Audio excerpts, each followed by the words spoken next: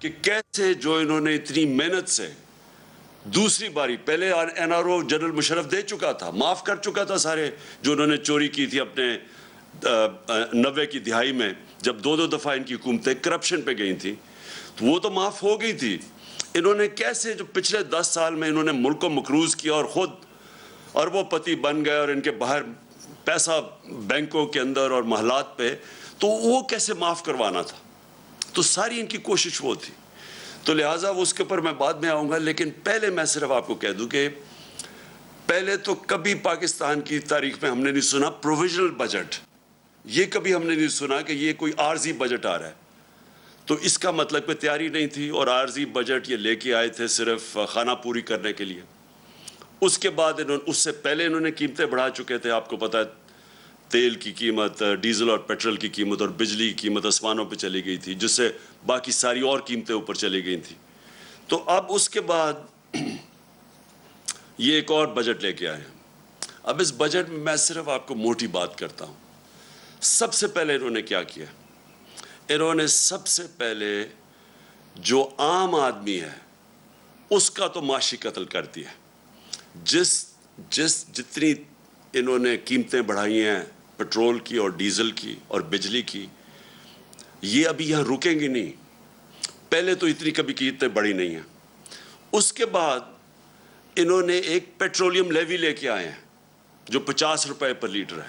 یہ اب انہوں نے مزید اس کے یہ قیمت اور بڑھانی ہے.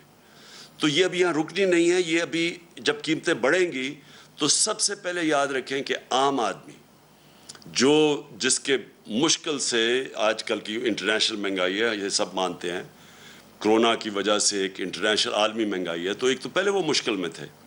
اب انہوں نے جو مزید اور ان کے اوپر بوجھ ڈالا ہے, پہلے تو اور بوجھ پڑا ہے اور اب مزید اور بوجھ پڑے گا.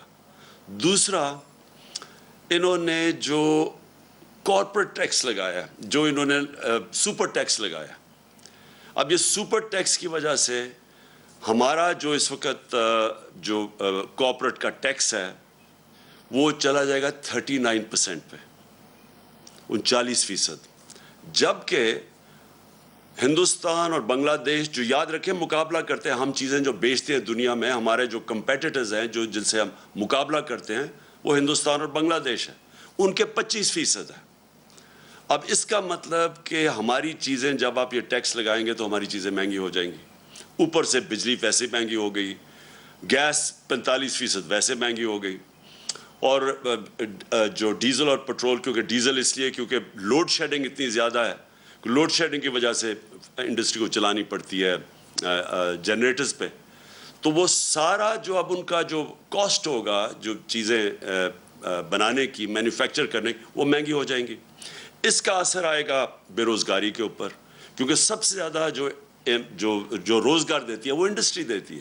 تو انڈسٹری کے اوپر جب ٹیکس لگے گا کمپیٹ نہیں کرے گی, اور ابھی کئی انڈسٹریز میں بے روزگار کرنا شروع کر دیا لوگوں کو, تو یہ مزید آگے اور بڑھے گا یہ جو انہوں نے سپر ٹیکس لگایا ہے. اور یہ آپ کے سامنے ہے اسٹاک مارکیٹ کے اوپر اس کا جو اثر گیا ہے, جو بزنس کمیونٹی پہ گیا ہے, اور اس کے علاوہ جو گیا ہے روپے کے اوپر. روپیہ پہلے تھوڑا سا سن کے کہ جی باہر سے امداد آ رہی ہے تو اس سے تھوڑا روپیہ جو مضبوط ہوا تھا وہ پھر نیچے چلا گیا. تو اور تیسری چیز جو ہمارا زراعت کے اوپر ملک سارا جو ہمارا ملک تو ڈپینڈ کرتا ہے اس کا, کہ زراعت جب اوپر جاتی ہے تو سارے 60% پاکستان کو فائدہ ہوتا ہے. تو اب انہوں نے جو ڈیزل کے اوپر جو ڈیزل مہنگا ہوا اور جو لوڈ شیڈنگ ہے, اس کا سب سے بڑا اثر ہمارے کسانوں پہ پڑنے والا ہے, اور اس کی پاکستان کی پیداوار کے اوپر. تو ایک طرف سیلریڈ کلاس, جس سیلریڈ کلاس کو انہوں نے پہلے چھوٹ دی تھی, جو 1 لاکھ روپیہ مہینہ سے زیادہ تنخواہ تھی ان کو پہلے چھوٹ دی, اور 1 لاکھ سے کم یعنی 50,000 روپے کا اب نیچے سلیب لے آئیں, یعنی 1 لاکھ سے 50,000 روپے آ گئے. پہلے انہوں نے کہا تھا کہ 1 لاکھ تک چھوٹ ملے گی, 50,000 روپے مہینے کی بھی ٹیکس آ گیا ہے, 1,00,000 روپے مہینے سے جو زیادہ ہے ان کا ٹیکس ڈبل کر دیا. تو پہلے جو تنخواہ دار طبقہ مشکل میں تھا اس کے اوپر مزید اور ٹیکس بڑھا دیا. اور اس سے کیا ہوگا, اس سے لوگ مجبور ہوں گے ٹیکس کی چوری پہ. جو ہم نے اتنی مشکلوں سے پاکستان میں بڑی دیر کے بعد ریکارڈ ٹیکس اکٹھا کیا تھا، اور ریکارڈ ٹیکس اکٹھا کا مطلب یہ کہ کبھی پاکستان سوچ نہیں سکتا تھا، ہمیں تانے دیے جاتے تھے کہ 6,000 ارب روپیہ آپ ٹیکس کیسے اکٹھا کریں گے، اس سے زیادہ ہم نے کیا. اور میں آپ کو گارنٹی کرتا ہوں کہ جو ہم قدم اٹھا رہے تھے، ہم 8,000 ارب اور اس سے بھی آگے جانا تھا اس سے اگلے سال. وہ کیسے؟ ہم وہ جو موجودہ لوگ ہیں انہی کو پر بوجھ نہیں ڈالنا چاہتے تھے، ہم ٹیکس بیس بڑھانا چاہتے تھے. اور اس کا طریقہ کیا تھا کہ ہم نے بڑی مشکلوں سے نادرا کے ساتھ مل کے آئیڈینٹیفائی کیا کہ 4,30,00,000 گھرانے تھے، 4,30,00,000 جو ٹیکس نہیں دیتے تھے. ان کو ہم نے آرٹیفیشل انٹیلیجنس، یہ ایک نیا طریقہ ہے جس سے آپ ان کی رہن سہن کیسا ہے، ان کے پاس گاڑی ہے، گھر کدھر ہے، یہ ساری چیزیں دیکھ کے ان کی ٹریول کتنی ہے، وہ فیڈ کر کے کمپیوٹر میں آرٹیفیشل انٹیلیجنس کے ذریعے ہم نے سب پتہ چل گیا تھا کہ کون کتنا ٹیکس دے سکتا ہے. اور اپریل سے جب ہماری گورنمنٹ گئی ہے، ہم نے پورا پلان بنایا ہوا تھا کہ ان کو ہم نے کیسے ٹیکس نیٹ پہ لے کے آنا ہے. اس کا مطلب ہمارا ٹیکس نیٹ بڑھ جانا تھا، اور بجائے انہی لوگوں کے اوپر زیادہ ٹیکس ڈالتے، بلکہ اگر ہم کم بھی ٹیکس کرتے تو کیونکہ وہ نیٹ بڑھ جانا تھا، ہمیں ہماری ٹیکس کی آمدنی جو میں سمجھتا ہوں کہ 8,000 سے پھر ہم نے اوپر جانا تھا. پھر ہم نے ایک ٹیکنالوجی کا استعمال کیا، اور یہ سارا ٹیکنالوجی کے ذریعے ہمارا پلان تھا. ہم نے جو ٹریک اینڈ ٹریس سسٹم ہے ایک، یہ جو بڑی ہم نے دیکھا کہ شوگر انڈسٹری کے اندر جب تفتیش کی تو جو شوگر انڈسٹری کے اندر کئی ملز 70% صرف ڈکلیئر کرتے تھے اپنی سیلز ٹیکس کے لیے کہ کتنی انہوں نے چینی بنائی ہے، باقی 30% وہ آف بکس بیچتے تھے، یعنی اس کے اوپر سیلز ٹیکس نہیں دیتے تھے. اس کے لیے ہم ٹریک اینڈ ٹریس سسٹم لے کے آئے کہ ایک ایسا سسٹم ہے کہ اس کے ذریعے ہر بوری کے اوپر وہ لگتا ہے، تو بیٹھے ہمیں پتہ چل جاتا ہے کہ کتنا انہوں نے پروڈیوس کیا اور کتنا وہ بیچ رہے ہیں. یعنی یہ جو چوری ہے سیلز ٹیکس کی، اس کو ختم کرنے کے لیے سسٹم لے کے آئے تھے. 20 انڈسٹریز کو ہم نے چنا تھا، 3 پہ ہم شروع کر دیا تھا ٹریک اینڈ ٹریس سسٹم، اور ہمارا پلان تھا کہ 20 تک ہم پہنچیں گے. تو ہم نے جو اپنا ٹیکس تھا اس طرح بڑھانا تھا، ٹیکس کی چوری کم کر کے. پھر جو ریٹیل سیکٹر، دکانیں جو ہیں، اس وقت جو دکانوں کا جو ٹوٹل دکانوں کی جو پیسہ دکانوں سے بنتا ہے، یعنی جو ان کا جو ٹوٹل ٹرن اوور ہے، وہ 20,000 ارب روپیہ ہے. اور جو ٹیکس دیتی ہیں دکانیں، وہ صرف اس میں سے 4,000 ارب دیتی ہیں. تو ہم ٹیکنالوجی کا استعمال کر کے باقی دکانوں کو بھی ٹیکس نیٹ میں لانا چاہتے تھے. تو کوشش کیا کر رہے تھے کہ ٹیکس نہ ہم بڑھائیں، ہم ٹیکس بیس بڑھائیں اور اس سے ہم پیسہ اکٹھا کریں. اور انشاءاللہ اس پہ ہم ٹارگٹ پہ جا رہے تھے اللہ کے فضل سے، جس طرح ہماری ریکارڈ ٹیکس کلیکشن ہوئی. اور کیونکہ ہم نے بوجھ نہیں ڈالا اپنی انڈسٹری کے اوپر، ریکارڈ پرفارمنس تھی ہماری انڈسٹری کی، ہماری ریکارڈ ایکسپورٹس تھی. ٹیکسٹائل نے ریکارڈ ایکسپورٹس کی. ٹیکسٹائل سیکٹر جو بند ہو رہا تھا جب ہماری گورنمنٹ آئی ہے، اور پوچھ سکتے ہیں فیصل آباد میں، وہ ٹیکسٹائل میں مزدور نہیں ملتے تھے ٹیکسٹائل انڈسٹری کے لیے، اور اس لیے وہ آگے جا رہی تھی. تو انہوں نے جو اب سٹیپس لگائے ہیں، یہ جو ہماری ساری، اور زراعت میں بات کر رہا ہوں کہ ریکارڈ پروڈکشن تھی، 4.4% پہ ہماری زراعت بڑھ رہی تھی. اور یہ ساری چیزیں، یہ میں نہیں کہہ رہا، یہ پاکستان کی اکنامک سروے کے اندر تھی. جو ہماری اکنامک سروے کی یہ رزلٹس ہیں، آپ دیکھ سکتے ہیں، وہ یہ گورنمنٹ نے دی ہے، ہم نے نہیں دی. اس گورنمنٹ نے جو اکنامک سروے ہے اس کے اندر یہ سب کچھ لکھا ہوا ہے. سروس سیکٹر بڑھ رہا تھا، انڈسٹری بڑھ رہی تھی، زراعت بڑھ رہا تھا، آئی ٹی ایکسپورٹس بڑھ رہی تھی، جو فیوچر ہے پاکستان کا ٹیکنالوجی کی، آئی ٹی کا، جو ہم نے بڑے انسینٹیوز دیے تھے. تو ادھر سے انہوں نے آ کے، جب سے یہ آئے، پہلے تو پھر سے میں کہتا ہوں تیاری نہیں تھی. مارکیٹ کو پتہ چل گیا ان کی تیاری نہیں ہے، روپے تیزی سے گرنا شروع ہو گیا. 178 روپیہ ڈالر تھا جب انہوں نے نو کانفیڈنس کی. اس کے بعد وہ گر کے آج 210 212 کے قریب ہے. اور اس کی ابھی اثرات آنے ہیں. میں پھر سے آپ کو کہہ رہا ہوں کہ جب روپیہ گرتا ہے تو اور جتنی چیزیں باہر سے لیتی وہ اور مہنگی ہو جاتی ہیں. روپیہ گرا، سٹاک مارکیٹ گری، مارکیٹ نے سمجھ گیا ان کا کوئی پلان نہیں ہے. اور اس کے بعد ریکارڈ مہنگائی بھی ہوئی. اور اب یہ جو بجٹ دیا ہے، اس سے آپ یہ سمجھ لیں کہ ابھی مہنگائی نہیں صرف ہونی، صرف اس سے جو تنخواہ دار اور جو موجودہ ٹیکس پیئرز ہیں ان کے اوپر ہی نہیں بوجھ آنا، اس سے ہمارے روزگار کے اوپر فرق ہوگا. یہ بھی میں آپ کو کہہ دوں کہ ہمارا جو روزگار تھا یہ پیپلز پارٹی اور نون لیگ کی حکومتوں سے سب سے بہتر پرفارمنس تھی روزگار کی. بلکہ جو ورلڈ بینک کی رپورٹ ہے, سارے بر صغیر میں کرونا کے بعد جو ملک میں سب سے زیادہ روزگار تھا اور سب سے کم بے روزگاری تھی وہ پاکستان تھا. اس سے بے روزگاری بھی بڑھے گی اور اس سے ہماری انڈسٹری متاثر ہوگی, اس سے ہماری زراعت متاثر ہوگی, اس سے ہمارا جو سیلری طبقہ ہے اس کے اوپر بوجھ پڑے گا. اور میں جو دوسری اب میرا جو پہلو ہے اس میڈیا کا آپ سے بات کرنے کا وہ یہ ہے کہ دیکھیں, یہ تو انہوں نے بجٹ کے اندر لوگوں کے اوپر مشکلات آ گئی, لیکن جو انہوں نے جو امینڈمنٹس کی ہیں نیب کے قانون میں, آج ہم سپریم کورٹ میں وہ گئے ہیں اور چیلنج کرنے کے لیے.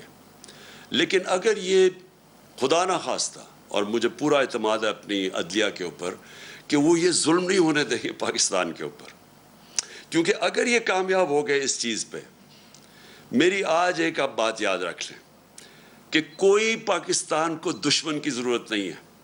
یہ جو کرنے جا رہے ہیں یہ ملک کی تباہی ہے.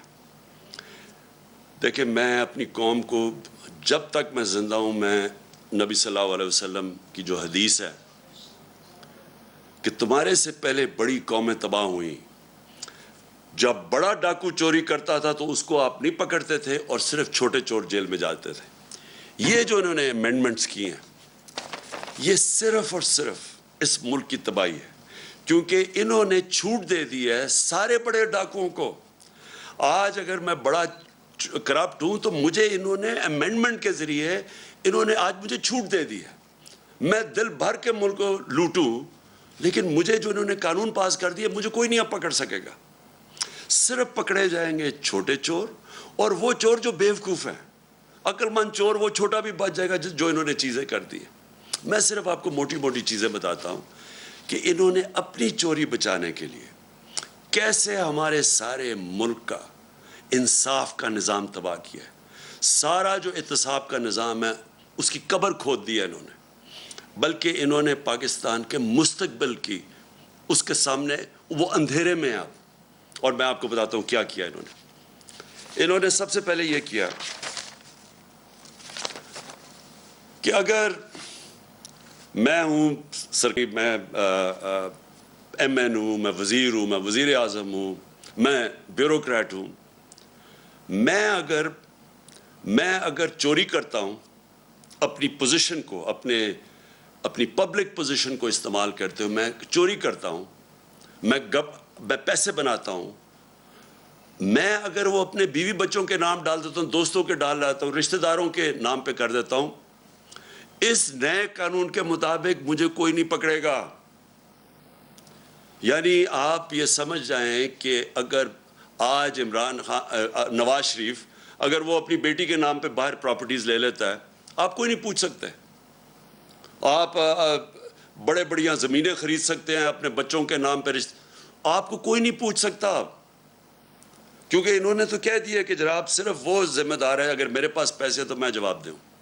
اچھا, لیکن نہ تو اچھا یہ جو فلودے والے اور یہ جو پاپڑ والے جن کے نام پہ انہوں نے بے نامی چیزیں لی تھی, یہ اب سارے پاک ہو جائیں گے اس سے. پھر اگر فیک اکاؤنٹس میں پیسہ آ بھی گیا اور پوچھ لیا ان سے, تو پوچھیں گے کیا کہ اگر مثلا 1 ارب روپیہ میرے اکاؤنٹ میں آ گیا, لیکن وہ میں نے سارا یا خرچ کر دیا یا باہر بھیج دیا یا اس سے عموماً ہوتا کیا, جب آپ زیادہ پیسہ بناتے ہیں یا یہ جو بڑے بڑے ڈاکو ہیں ان کا اصل میں نقصان کیا کرتے ہیں کیونکہ ان کی چوری زیادہ ہوتی ہے. اب شہباز شریف کی اور بچوں کی صرف جو پکڑی گئی ہے, باقی یہ یاد رکھیں یہ پکڑے گئے ہیں, جو نہیں پکڑے گئے اس کا ہمیں پتہ ہی نہیں ہے. 16 ارب روپے کے جو ایف آئی کا کیس ہے, اب یہ کیا وہ پیسہ رکھ سکتے ہیں پاکستان؟ 16 ارب کا جواب دینا پڑے گا. لہٰذا یہ ہنڈی حوالے سے باہر بھیج دیتے ہیں پیسہ. یہ جو ان کی باہر پراپرٹیز ہے, آپ اندازہ نہیں لگا سکتے کتنا پیسہ باہر بھیج. اگر پاکستان میں رکھیں گے پکڑا جائے گا. یہ ہمارا ہی نہیں ہے کیس, یہ جتنے بھی ملک جن کے اندر غربت ہے, جن کو ڈیولپنگ ورلڈ کہتے ہیں, وہاں سارا ملک ان کی غربت کی وجہ یہ ہے. وہ بھی طاقتور ڈاکوں کو نہیں پکڑ سکتے, جس کو وائٹ کالر کرائم کہتے ہیں, ان کے پاس بھی وہ وکیل نہیں ہوتے جو ان کی وائٹ کالر کرائم پکڑ سکے. وہ بھی کیا کرتے ہیں کہ وہ بھی پیسہ چوری کیا, ملک سے باہر بھیج دیا. تو یہ جو رپورٹ ہے یہ بھی میں بار بار لوگوں کو بتاتا رہتا ہوں کہ یونائٹڈ نیشنز کے سیکرٹری جنرل نے یہ تفتیش کروائی ہے. وہ پینل کا نام ہے فیکٹ آئی پینل. اس کے مطابق 1700 ارب روپیہ ہر سال غریب ملکوں سے جاتا ہے امیر ملکوں میں اور آف شور اکاؤنٹس پہ, اور بڑے بڑے ان کے محلات لینے کے لیے, جس طرح لنڈن میں مے فیئر کے اندر بڑے بڑے نواز شریف جن محلوں میں رہتا ہے, اس طرح ساری غریب ملکوں سے ان کے پیسے والے لوگ, ان کے وزیر, وہ سارے یہ کر رہے ہیں. اس لیے ہر سال غریب ملک غریب ہوتے جاتے ہیں, کیونکہ اس طرح کے بیٹھے ہوئے ہیں جو زرداری اور شریف, یہ ملک سے پیسہ باہر بھیج دیتے ہیں. تو اب انہوں نے کیا کیا ہے کہ پہلے تو انہوں نے کہا نا کہ جی اگر وہ مثلا پاپڑ والے کے نام یا وہ مقصود چپڑاسی کے نام پہ ہیں تو آپ پوچھ نہیں سکتے. پہلے تو یہ آ گیا. دوسری چیز کہ اگر آپ کا پیسہ باہر پڑا ہے اور آپ اس گورنمنٹ سے پوچھتے ہیں یا بینک سے پوچھتے ہیں جی بتائیں یہ پاکستانیوں کا پیسہ باہر پڑا ہے, اور وہ ہمیں بتاتے ہیں کہ ہاں جی اتنے پیسے باہر پڑے ہیں یا فلانے آدمی کا بینک میں اتنے پیسے پڑے ہیں. اب انہوں نے قانون یہ پاس کیا ہے کہ اگر وہ کہتا ہے نا جی اس کے بینک اکاؤنٹ میں کوئی 50 ارب روپیہ پڑا ہے یا 1 ارب روپیہ پڑا ہے, تو وہ اب ایڈمیسیبل نہیں ہے, یعنی وہ عدالت میں آپ نہیں لے جا سکتے. وہ جو بھیجے گا, جس طرح مریم نواز کا انہوں نے بھیجا کہ یہ جو 4 مہنگے لنڈن کے فلیٹ ہیں مے فیئر میں, یہ جو کمپنیز کے نام پہ لیے ہوئے ہیں, وہ کمپنیز کی جو مالک کا ہے وہ مریم نواز ہے, اور وہاں کی برٹش ورجن آئلینڈ کی کمپنی نے جے آئی ٹی کو لیٹر بھیجا تھا. انہوں نے جو قانون پاس کیا ہے اب وہ لیٹر کی کوئی اہمیت نہیں ہے, وہ ایڈمٹ ہی نہیں ہو سکتا. تو مطلب یہ ہے کہ جو اس ملک کے بڑے بڑے ڈاکو ہیں, انہوں نے صرف پیسہ ملک سے باہر بھیجنا ہے, آپ پوچھ نہیں سکتے ان کو. اگر آپ کو پتہ بھی چل جائے کہ انہوں نے یہ بڑے بڑے محلوں میں رہ رہے ہیں, آپ نہیں پوچھ سکتے ان کو, کیونکہ اپنے آپ کو اجازت دے دی ہے. تو اس کا مطلب جو چھوٹے چور, جو سائیکل چور, جو بھینس چور, جو موٹر چور, یہ اس طرح کے لوگ ہی صرف پکڑے جائیں گے. بڑے بڑے ڈاکو آپ نہیں پکڑ جا سکتے. اور پھر انہوں نے ایک اور کام کیا. ساری دنیا کے اندر جب پبلک آفس ہولڈر ہوتا ہے, مثلا میں سرکاری عہدے پہ بیٹھا ہوا ہوں, اور کرپشن کا مطلب کیا ہوتا ہے, کرپشن ہوتی تب ہے جب آپ اپنی طاقت کو, جو وزیر, پرائم منسٹر, بیوروکریٹ, جو بھی آپ کی پوزیشن کو استعمال کرتے ہوئے پیسہ بنائیں, اس کو کرپشن کہتے ہیں. تو میں جب اب ساری دنیا میں قانون یہ ہے کہ میں اگر اس عہدے میں بیٹھا ہوں اور ایک دم میری صرف جس طرح مقصود چپڑاسی 15,000 روپے اس کی تنخواہ ہے, اور ایک دم 4.25 ارب روپے اس کے بینک میں آ جاتا ہے, تو ساری دنیا کے اندر قانون کیا ہے کہ آپ کو, پبلک آفس ہولڈر کو, عمران خان کو بتانا پڑے گا کہ آپ کے بینک میں اتنے پیسے کدھر سے آ گئے. انہوں نے کیا کیا ہے, انہوں نے اس کو الٹا کر دیا. انہوں نے کہا ہے کہ اب ان کو بتانا پڑے گا, یا نیب کو, یا جو بھی ادارہ ہو, اس کو بتانا پڑے گا کہ ان کے پاس پیسہ کدھر سے آیا. یعنی مجھے نہیں بتانا پڑے گا. یہ چینج کر دیا انہوں نے کہ اچھا جی اگر میرے بینک میں پیسے آ بھی گئے زیادہ تو وہ مجھے نہیں بتانا پڑے گا, وہ ان کو ثابت کرنا پڑے گا کہ یہ غلط, یہ چوری کا پیسہ ہے. یہ وہ کام کر رہے ہیں جو کہ پہلی دفعہ پاکستان میں یہ قانون بدل رہے ہیں. یہ وہ کام کر رہے ہیں جس کو وائٹ کالر کرتے ہیں, اس کو پکڑنا ناممکن ہو جائے گا. آگے ہی پاکستان میں جو وائٹ کالر کرائم ہے, جو پیسے والے لوگ ہیں, جو بڑا پیسہ چوری ہوتا ہے, آگے پاکستان میں ہمارے لیے بڑا مشکل ہے ان کو سزا دینا, آگے مشکل ہے. تو انہوں نے تو ان کے لیے اور آسان کر دی چوری کرنے کے لیے. انہوں نے تو یہ کر دیا کہ اب گورنمنٹ کدھر سے ثابت کرے گی. ان کے پاس مہنگے وکیل ہیں, جنہوں نے اربوں روپے کی چوری کرنی ہے, ان کے تو وکیل بڑے مہنگے. گورنمنٹ کدھر سے, گورنمنٹ کا وکیل ثابت کرتا پھرے گا نہیں جی اصل میں وہ وہاں چوری کیا, کیونکہ چھپانے کے اتنے طریقے ہیں. باہر کی کمپنیز ہیں, باہر سے ریمیٹنس دکھا دیں, 100 طریقے انہوں نے اختیار کیے ہوئے ہیں, جس کی وجہ سے ہمیں مشکل ہوتا ہے. تو اب تو انہوں نے ناممکن ہی کر دیا ہے کہ اب اس کا مطلب کہ اگر یہ سارے جتنے بھی اب گورنمنٹ میں آ کے ہم جتنی مرضی اب ہم چوری کریں, آپ ان کو پکڑ ہی نہیں سکتے. یہ جو انہوں نے کیا ہے میں آپ کو یقین دلاتا ہوں کہ میری جو ساری سٹرگل آج سے 26 سال پہلے میں نے شروع کی تھی، میں پہلا آدمی تھا جو کرپشن کو مین ایشو لے کے آیا تھا پاکستان میں، کیونکہ میں نے دنیا دیکھی ہوئی تھی. کسی بھی دنیا کا ملک جس کے اندر کرپشن ہوتی ہے، ہائی لیول کی کرپشن، دیکھیں دو لیول کی کرپشن، ایک تو نا چھوٹے لیول کی کرپشن ہے، پٹواری نے پیسے لے لیے، اس نے لے لیے، تھانے دار نے پیسے لے لیے، ایک تو وہ کرپشن. ایک ہے جب وزیر اور اس کے پرائم منسٹر یا اس کے صدر، جب طاقتور لوگ کرپشن کرتے ہیں، وہ زیادہ پیسہ چوری کرتے ہیں. چھوٹے لوگوں کے پاس اتنا زیادہ پیسہ چوری کرنے کی ہوتی نہیں، ہوتے ہیں کئی کرتے بھی ہیں، لیکن اصل جو ملک کی تباہی ہوتی ہے وہ بڑے بڑے لوگ جب پیسہ چوری کرتے ہیں، اور وہ چوری کر کے مجبوری سے پیسہ باہر بھیجنا پڑتا ہے کیونکہ ملک میں پکڑے جائیں گے. اب جب یہ کر دیا انہوں نے، جو ایک نیب جس کا کام تھا کہ ان لوگوں کو پکڑنا، کیونکہ اس کے پاس انہوں نے سارے قانون بنائے ہوئے تھے اس کو پکڑنے کے لیے، انہوں نے وہ سب کچھ ختم کر دیا. اپنے آپ کو بچانے کے لیے انہوں نے ملک کے اندر دروازے کھول دیے چوری کے. اس وقت آپ کسی بھی طاقتور کو نہیں پکڑ سکتے جو بڑی پیسے چوری کرے.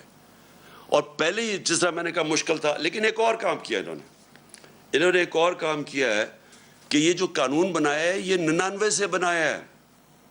جو 99 کے بعد جتنے بھی کیسز ہیں وہ انہوں نے کہا وہ اس میں شامل ہیں. تو اس کا مطلب کہ جتنا ہمارے دور میں، یعنی ہمارے آنے سے پہلے 2018 سے پہلے کوئی 280 ارب روپے کا نیب نے پیسہ ریکور کیا تھا، ہمارے 3 سالوں میں 480 ارب روپیہ نیب نے ریکور کیا 3 سالوں میں. تو یہ جو پیسہ اب ریکور کیا ہے، اب یہ ہو سکتا ہے کہ کئی لوگ کہیں جی اب تو نیا قانون آ گیا، ہمیں وہ پیسے واپس کریں. جو ہم کوئی 160 180 ارب روپیہ مہینے کا ہمیں نیب سے ملک کو آ رہا تھا، اب تو وہ تو ختم ہو گیا نا، وہ تو اب نہیں ملے گا. لیکن وہی نہیں، وہ جو پہلے انہوں نے پیسے نیب نے لیے، ہو سکتا ہے یہ عدالت میں چلے جائے کہ جی ہمیں وہ بھی پیسہ واپس کرو. تو میں آخر میں اپنی قوم سے کہنا چاہتا ہوں کہ ہم اس وقت وہ فیصلہ کن وقت پہ کھڑے ہیں کہ یہ جو لوگ، یہ جو چور تھے جو 30 سال سے ملک میں پیسے چوری کر رہے ہیں، جو پہلے NRO 1 لے چکے تھے، اب آ کے یہ NRO 2 انہوں نے اپنے آپ کو دیا ہے. ہم نے جس طرح کہا سپریم کورٹ میں ہم چیلنج تو کر رہے ہیں، لیکن اگر یہ کامیاب ہو جاتے ہیں اور یہ قانون رہ جاتے ہیں، آپ یہ سمجھ جائیں کہ پاکستان ایک بنانا ریپبلک بن جائے گا. ابھی تو ہم کہتے ہیں نا بننے جا رہے ہیں. بنانا ریپبلک کیا ہوتا ہے؟ بنانا ریپبلک وہ ہوتا ہے جدھر طاقتور کے لیے ایک قانون ہوتا ہے اور کمزور کے لیے دوسرا. بنانا ریپبلک وہ ہوتا ہے جدھر رول آف لا نہیں ہوتا، یعنی قانون کی حکمرانی نہیں ہوتی، مائٹ از رائٹ ہوتی ہے، جس کی طاقت وہ جو مرضی کر لے. ادھر جا رہا ہے پاکستان. ایک طرف ہم نے ٹیکس لگا دیے لوگوں کے اوپر، تنخواہ دار لوگوں کے اوپر، اپنی کارپوریٹ کے اوپر ٹیکس لگا دیے، کسانوں کے اور عام آدمی کے لیے ڈیزل، پٹرول، بجلی وہاں تک پہنچا دیا ہے کہ ان کے لیے اب مشکل ہوگا گزارا کرنا. دوسری طرف جو سب سے بڑے طاقتور ڈاکو ہیں اس ملک میں، جنہوں نے 30 سال سے لوٹ رہے ہیں ملک کو، جن کے پاس اربوں روپے کی پراپرٹیز باہر ہیں، ان لوگوں کو 1100 ارب روپیہ معاف کر دیا ہے. ٹیکس لگا رہے ہیں ہم نے کتنے ٹیکس، 8 انہوں نے ایکسٹرا IMF کے کہنے پہ ٹیکس لگائے ہیں. تو وہ جو لوگ لوٹ رہے تھے ملک کو، 1100 ارب روپیہ ان کا معاف کر دیا ہے اس نیب امینڈمنٹ نے. 1100 ارب روپیہ. ذرا ذہن میں ڈال لیں کہ یہ پیسہ پاکستان کا پیسہ تھا جو چوری ہوا ہے. یہ کبھی ان کو اجازت ہی نہیں ہونی چاہیے پیسہ معاف کرنے کے لیے. یہ قوم کا پیسہ تھا، اپنے آپ کو چھوٹ دے دی ہے. اپنے آپ کو بچانے کے لیے یہ نے ملک کو کدھر تک پہنچایا، انہوں نے کتنا نقصان کیا ہے. تو اس لیے ساری قوم کو، میں آج ساری قوم سے اپیل کر رہا ہوں. میں اپنے لیے نہیں کر رہا، میں آپ کے اور آپ کے مستقبل، آپ کے بچوں کی، آنے والی نسلوں کے مستقبل کے لیے کہہ رہا ہوں کہ یہ ہے ٹائم ہم سارے پرامن احتجاج کریں اس کے خلاف. یہ ہمارا جمہوری حق ہے. ہمیں انہوں نے جب 25 مئی کو جب ہم نے پرامن احتجاج کیا، تو جس قسم کے انہوں نے ہمارے اوپر تشدد کیا، یہ میں آپ کو یقین دلاتا ہوں کہ کسی جمہوریت گورنمنٹ میں پاکستان کی تاریخ میں ایسے نہیں ہوا. اور میں آپ کو جنرل مشرف کے مارشل لاء کو کہتا ہوں, میں نے 8 دن جیل میں گزارے تھے. میں نے اس دور میں اس طرح کا ظلم نہیں دیکھا جو انہوں نے اب کیا. اور ایسے انہوں نے ظلم کیا صرف ایک وجہ سے, کیونکہ یہ ان کو پتہ ہے یہ سارا ایک سازش کے ذریعے آئے ہیں, ناجائز ہیں, انہوں نے چوری چھپانے آنا تھا. ان کا صرف ایک اب حربہ رہ گیا کہ لوگوں کو خوف پھیلائیں, ڈنڈے کے زور سے لوگوں کو دبائیں تاکہ لوگ چپ کر کے بیٹھ جائیں, کہ خوف زدہ ہو جائیں لوگ کہ جی ہر جگہ. اور لوگوں کو ٹیلی فون آتے ہیں, کبھی صحافیوں کو ٹیلی فون آ جاتا ہے ان نون نمبر سے, کبھی کسی کو, کبھی سوشل میڈیا کے لوگوں کو اٹھا کے 2 دن جیل میں ڈال دیتے ہیں خوف پھیلانے کے لیے. میرے اوپر کوئی 9 پتہ نہیں کتنی FIRs ہیں, صرف کہ کسی طرح ہم ڈر کے چپ کر کے بیٹھ جائیں. میں آج ساری قوم کو کہتا ہوں کہ آپ نے یہ خوف کا بت توڑنا ہے. یہ بہت بڑا بت ہے, یہ بت آپ کو غلام بنا دے گا. یہ بت, اگر آپ اس خوف کے بت سے کی پوجا کرنا شروع کر دیا آپ نے, تو یہ یاد رکھیں کہ آپ اپنے اوپر ظلم بڑھا دیں گے. یہ ظلم بڑھتے جائیں گے آپ کے اوپر, مہنگائی بڑھتی جائے گی, چوری بڑھتی جائے گی. ساری چوری کی قیمت آپ ادا کرتے ہیں. جتنا یہ اوپر بڑے بڑے ڈاکو چوری کرتے ہیں, آپ اس کی قیمت ادا کرتے ہیں. انہوں نے 3.5 سال کیمپین چلائی, اور مجھے پتہ ہے کدھر سے پیسے میڈیا کے اوپر چلا, مجھے پتہ ہے باہر سے فنڈنگ کدھر سے ہوئی ہمارے اگینسٹ یہ جو پوری سازش تھی. آپ یہ دیکھیں کہ آخری 2 سال میں, 17 سال میں جو سب سے زیادہ پاکستان کی 17 سال کے بعد, اس کے باوجود کہ بینکرپٹ ملا تھا, دیوالیہ نکلا ہوا تھا, اس کے باوجود کرونا ہوا تھا, اس کے باوجود آخری 2 سال میں 17 سال کے بعد سب سے زیادہ گروتھ ریٹ تھی ہماری, یعنی ڈیولپمنٹ تھی. کرونا کے باوجود, IMF کے پروگرام کے باوجود, آج دنیا اکنالج کرتی ہے جو ہمارا احساس کا پروگرام تھا. اسٹینفورڈ یونیورسٹی کی ریسرچ دیکھ لیں, انہوں نے اکنالج کیا کہ پاکستان ایک فلائی ریاست بننے کی طرف جا رہی تھی. یہ ہم نہیں کہہ رہے تھے, یہ باہر کی دنیا اکنالج کر رہی ہے. ہمارا جو کلائمیٹ چینج کا پروگرام تھا, دنیا اکنالج کر رہی تھی. 10 ڈیمز ہم نے پہلی دفعہ شروع کیا کہ پاکستان کے آگے مستقبل کا سوچا جائے. اس دور کے اندر, مشکل دور میں, آج آپ دیکھ لیں کہ ہمارا معاوضہ کریں جو انہوں نے کیا کہ صرف 2 مہینے کے اندر. میں اپنی ساری قوم کو آج کہتا ہوں کہ یہ آپ کے اوپر خوف بھی پھیلائیں گے میڈیا کے. میں تو آج سلام کرتا ہوں ان صحافیوں کو, میڈیا اینکرز کو, جن کے اوپر FIRs کاٹی ہوئی ہیں, جن کو ٹیلی فون کر کر کے دھمکیاں دی جا رہی ہیں. میڈیا آنرز کو میں ان کو سلام کرتا ہوں, جو 2-3-4 میڈیا آنرز جو آج کھڑے ہوئے ہیں, اس کے باوجود کہ دھمکیاں ملتی ہیں, اس کے باوجود آج کھڑے ہیں اور حق اور سچ پہ کھڑے ہیں. میں آج اپنی ساری قوم کو کہنا چاہتا ہوں, آپ نے اس طرح کے لوگوں کے جتنے یہ آپ کو ڈرانے کی کوشش اور ظلم کرنے کی کوشش, اس سے نہ گھبرائیں. وقت آ گیا سٹینڈ لینے کا. میں آپ سب کو دعوت دیتا ہوں کہ اگلے ہفتے کی شام کو میں ایک بڑا پروٹیسٹ جلسہ کر رہا ہوں پریڈ گراؤنڈ میں, اور یہ ہوگا صرف پنڈی اور اسلام آباد سے میں لوگوں کو یہاں اکٹھا کر رہا ہوں. باقی پشاور میں اور پنڈی, لاہور میں, کراچی میں, ملتان میں, ہمارے جو بڑے بڑے شہر ہیں, ان سارے شہروں کے اندر, فیصل آباد میں خاص طور پہ, آج فیصل آباد میں جدھر مشکلوں کا سامنا کرنا پڑا ہے, میں ساروں کو کہہ رہا ہوں کہ آپ نے وہاں جلسے کرنے ہیں ہفتے کی رات کو, اور میں انشاءاللہ کروں گا پریڈ گراؤنڈ میں جلسہ. میں چاہتا ہوں کہ بھرپور طریقے سے آپ شرکت کریں, اور پھر سے آپ شرکت کریں میرے لیے نہیں, اپنے لیے, اپنے ملک کے لیے, اپنے بچوں کے مستقبل کے لیے. پاکستان پائندہ باد.